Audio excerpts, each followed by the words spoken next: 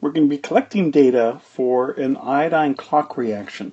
Now this is the reaction that we saw in class, and this is going to let us go through and change the concentration and also change the temperature and be able to figure out the rate of the reaction over and over.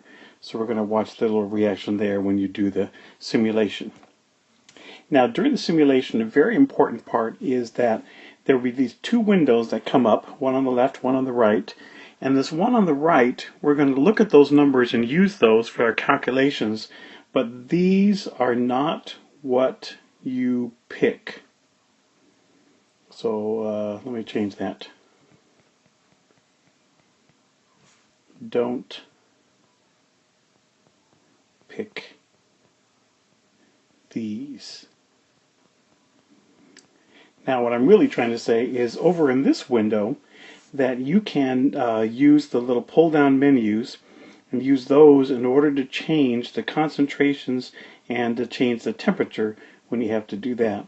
Now once you do make changes here, they're going to show up over here, but some people get confused. They type in numbers over here and it doesn't really change the simulation. So you can pick the numbers you need and then click over here where it says mix these solutions.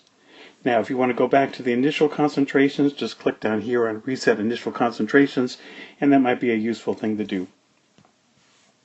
Now we've seen in the class here, we start off with some solutions and then it turns kind of bluish and then it gets very dark all of a sudden. So when we have the simulation, you click on start and then it'll mix the chemicals for you. And then you're going to watch and watch and watch, not until it gets this kind of color. You want to wait until it gets nice and dark. And as soon as it does, then click on stop the timer. Now if you need to go back and change the concentrations, you can say click on prepare solutions. But you're going to do this part over and over and over. And what you're going to be doing is writing down those times. Now we're going to be doing a couple of different trials. And you're going to fill in some data. So you're going to get these times. And you're going to put them in as you get them, and then average them. So try it 3 times and average, try it 3 times and average. So you're going to actually collect the times quite a few times. So one of the big data tables you need to figure in is, using certain concentrations. Okay, and these will be listed for you as trials 1, 2, 3, and 4. For each time, you're going to do the simulation, see how long it takes to change color, and do the average, and then try a different situation and get the average, try a different situation, and so on. You want to get these average values. We're going to take those values, we're going to turn them into rates later on, and we'll talk about that calculation. And then we'll use those to graph and figure out things about this reaction.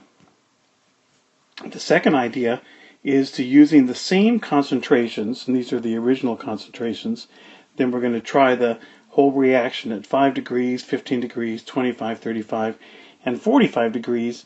And again, each time you do this, we are trying to get a hold of what the time that it takes. We're going to take all these times and change them into rates. And that's what we're doing for this simulation.